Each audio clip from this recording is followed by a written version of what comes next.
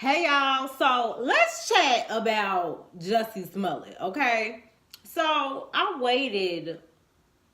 purposely waited a long time to talk about this because I really wanted to see how far this shit was gonna go. Like, I didn't want to talk about it prematurely. I wanted to preserve my own opinions because, everybody and their mama had a fucking opinion about this. I wanted to preserve my own opinions for when, like, the shit was supposed to be over and done with, okay? So if you aren't caught up on the latest and the greatest with Jussie Smollett, he came out today and pretty much the media has released that all his charges have been dropped. And he comes out and he gives us this little spiel about how he feels now that he has gotten his rights and his freedom and all that other shit back. So I'm going to show you all the video just so that we are all caught up to speed on what's going on. I just made a couple notes. First of all, I want to thank my family, my friends, the incredible people of Chicago and all over the country and the world who have prayed for me, who have supported me, who've shown me so much love. No one will ever know how much that has meant to me, and I will forever be grateful. I want you to know that not for a moment was it in vain. I've been truthful and consistent on every single level since day one. I would not be my mother's son if I was capable of one drop of what I've been accused of. This has been an incredibly difficult time, honestly one of the worst of my entire life.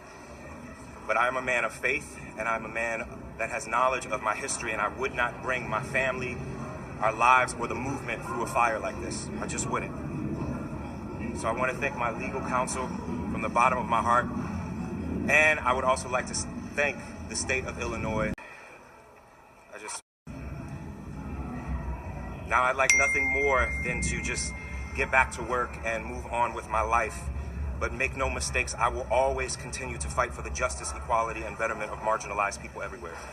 So again, thank you for all the support. Thank you for faith, and thank you to God. Bless y'all. Thank you very much. Jussie is up there like he is giving his Easter Sunday speech, okay? I was just like, this couldn't be more boring, calculated. Like, so let me say this. I like Jussie Smollett. I do. I'm still one of 10 people in Chicago that watches Empire. I still watch it. I think it's a good show. I enjoy him on there. I like him as much as I know about him.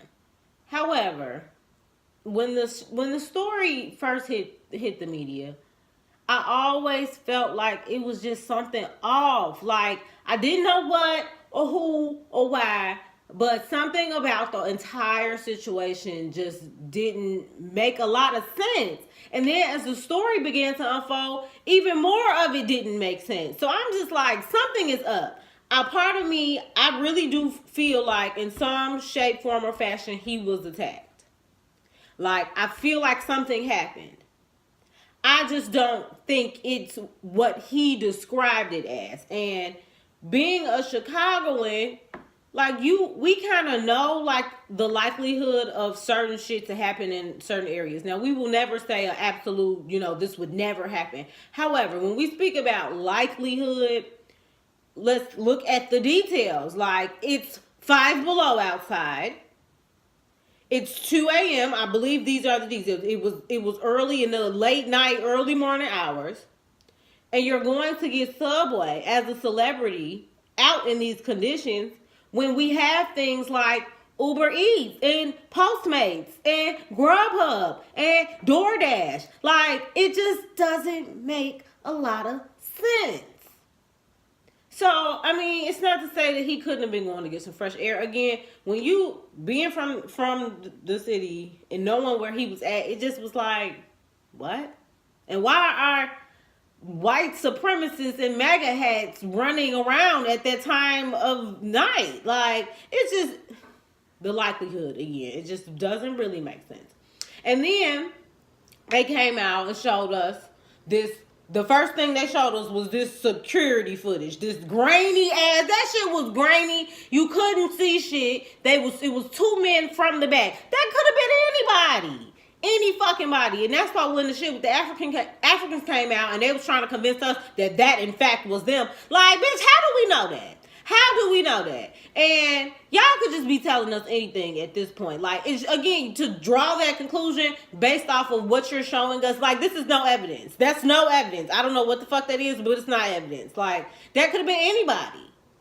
And then speaking of the Africans, so that shit was fishy just because at first, oh, well, they know them, and it was extras on Empire, and then one of them is his trainer, and then the text messages came out, and oh, that's not what they were talking about. He paid him, but it wasn't for that. It was for his training. Like, it just, again, it's so random. Like, that shit just doesn't make sense. Now, I will say the most convincing piece to me was whatever store footage they got of them buying all that supplies.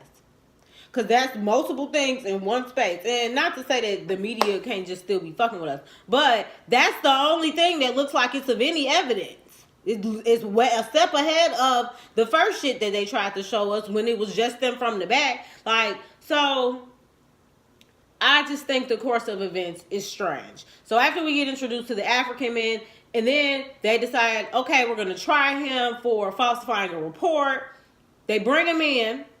And did y'all know shit got silent on that? Like, before that, when this shit first hit, we was getting updates from the police, from the media every damn day. Every damn day. And then when they charged him, we didn't hear shit for like weeks. And I'm wondering, like, so what happened? What happened? And then now, today, boom. They brought the message back to the masses that the charges are dropped. So I just think, if I never believed in like conspiracy theories and like shit like that before, this is some shit that just makes me feel like it's something off with this city. I don't know what be going on, but this isn't the first situation that's been strange like this. Like, we don't have no fucking answers. And then I think because it's so public, they couldn't just leave the shit open like that because it's Jussie Smollett. People want to know what's happening versus like all these cases of these missing girls that we know nothing about. Nothing. We haven't heard a peep. Nothing. But because it's Jussie Smollett, they can't just give us these details and then leave the case. Because they know people going to follow up. So now, here we are coming out with Jussie in his Easter Sunday speech. And you know what? I don't really like Rahm Emanuel like that, but he's grown on me. And the video that the speech he gave after all of this came out, which I'm gonna show you all, I feel him. He do a whole lot of talking to say this nigga lying. Like, let me just show y'all what he had to say about this whole ordeal. Use those very laws and the principles and values behind the Matthew Shepard hate crimes legislation to self-promote your career is a cost that comes to all the individuals, gay men and women, who will come forward and one day say they were a victim of a hate crime, who now will be doubted. People of faith, Muslim or any other religious faith, who will be a victim of hate crimes.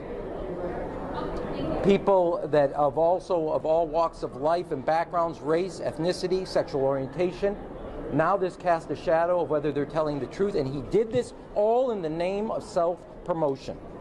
And he used the laws of the hate crime legislation that all of us collectively over years have put on the books to stand up to be the values that embody what we believe in. This is a whitewash of justice. A grand jury could not have been clearer. To then to then say not only is the cost $10,000 doesn't come cost financially, but all the other repercussions of this decision it made, to me, where is the accountability in the system? You cannot have, because of a person's position, one set of rules apply to them, and another set of rules apply to everybody else.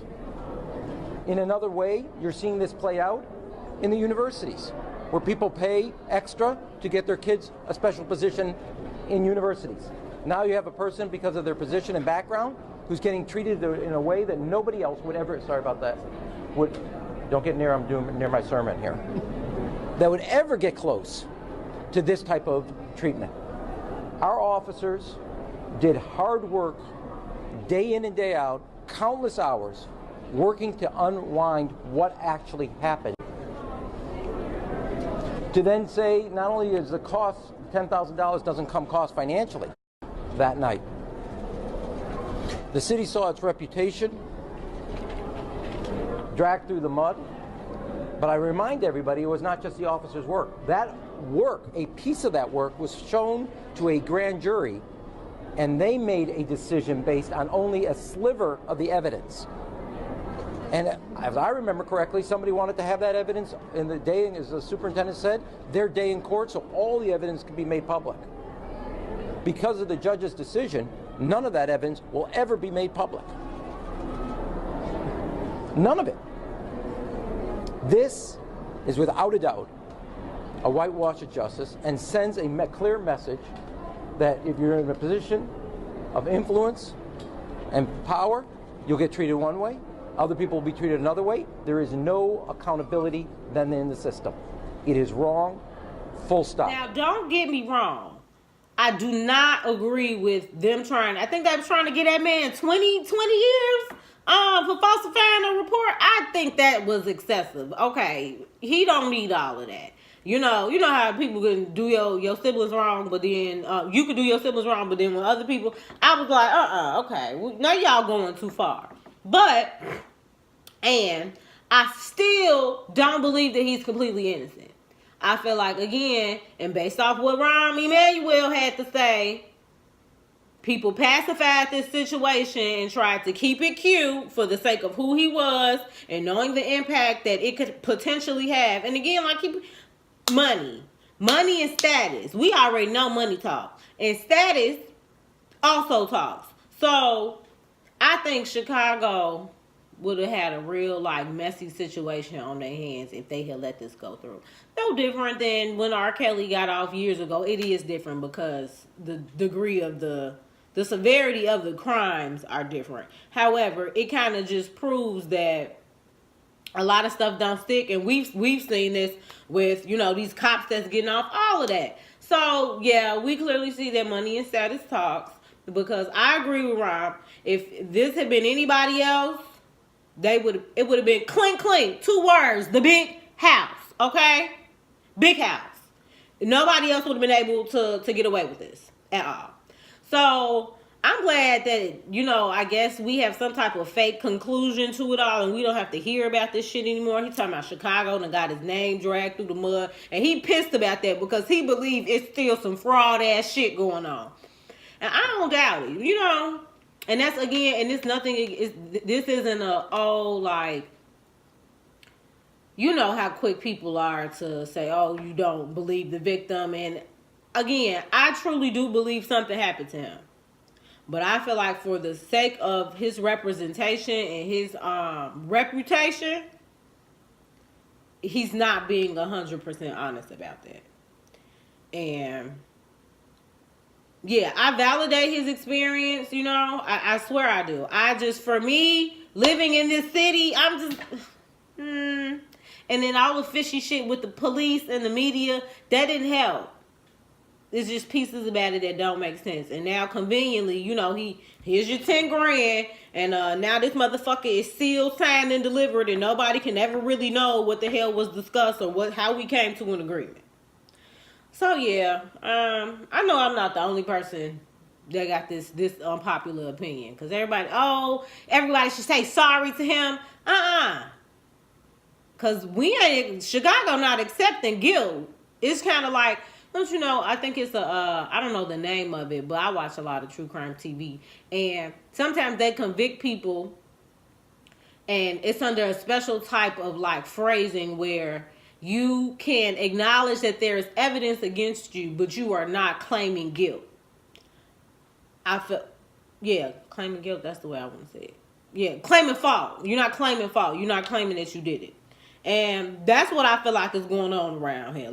We ain't going to say that you did it, but we ain't gonna say that you ain't did it. We just gonna kind of let you, we gonna sweep this under the rug for now. Don't you? Chicago was like, don't try this shit again, or it's gonna be one.